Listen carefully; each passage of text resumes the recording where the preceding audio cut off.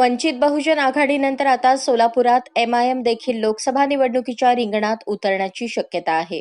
मोहोळचे माजी आमदार रमेश कदम यांची सोलापूर एमआयएमच्या पदाधिकाऱ्यांनी भेट घेतली असून कदम हे एमआयएमच्या तिकिटावर सोलापुरातून लोकसभा निवडणूक लढवण्याची शक्यता वर्तवण्यात येत आहे.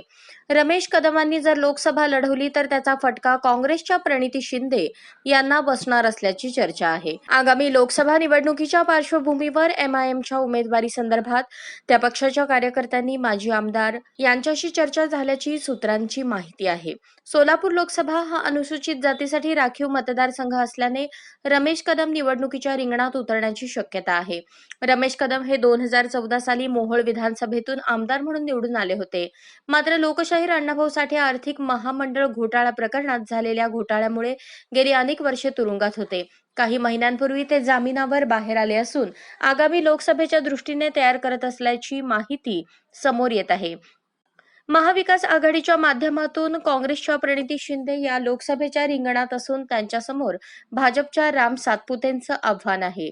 त्याचवेळी वंचित आणि महाविकास आघाडीची जागा वाटपाची चर्चा फिसकटल्याने वंचितने या मतदारसंघात राहुल काशीनाथ गायकवाड यांना तिकीट दिलं आहे. त्याचा फटका काँग्रेसच्या प्रणिती शिंदे यांना बसण्याची शक्यता वर्तवण्यात येत आहे. या बातमीपत्राचे प्रायोजक आहेत विराज मॉल. अशाच नवनवीन अपडेटसाठी जनता राज्य न्यूज चॅनलला सबस्क्राईब करा, लाईक करा आणि शेअर करायला विसरू नका.